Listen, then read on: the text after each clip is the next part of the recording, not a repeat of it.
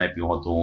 ગુજરાત પ્રદેશ કારોબારી બેઠક અંતર્ગત સત્તાધાર રોડ ઉપર આવેલ સર્કિટ હાઉસ ખાતે જન કલ્યાણ મંચની પ્રથમ જ બેઠક મળી હતી, જેમાં મંડળના સભ્યો અને ગુજરાતભરના દરેક જિલ્લામાંથી પ્રતિનિધિઓ ઉપસ્થિત રહ્યા હતા।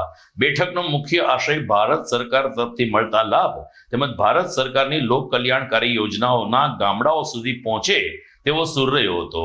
આ બેઠકમાં ભાવિનભાઈ પટેલ રાષ્ટ્રીય મહામંત્રી, રમેશભાઈ પનારા રાષ્ટ્રીય પ્રભારી, લક્ષ્મણભાઈ ચૌહાણ તેમજ હરિભાઈ પરમારના આશીષભાઈ રાઠોડ સહિતના આગેવાનો ઉપસ્થિત રહ્યા હતા। રાષ્ટ્રીય અધ્યક્ષ ભાજપ જન કલ્યાણ મંચ દર્શનભાઈ શાહે કહ્યું કે આ પ્રકારની બેઠકને કારણે સંગઠન વધુ મજબૂત થાય છે અને ભાજપ સરકારની યોજનાઓ લોકો સુધી પહોંચતી રહી છે। नमस्कार, हूँ दर्शन रमणलाल शाह, भाजपा जन कल्याण मंच संस्थापक एवं राष्ट्रीय अध्यक्ष हूँ।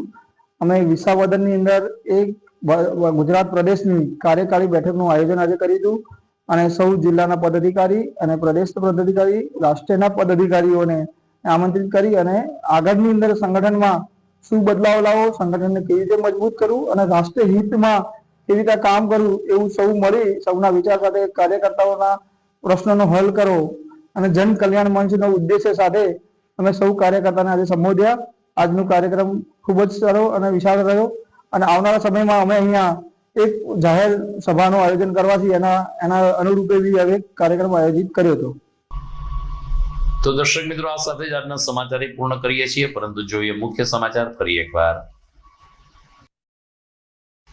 ₹76 કરોડને ખર્ચે નવસારી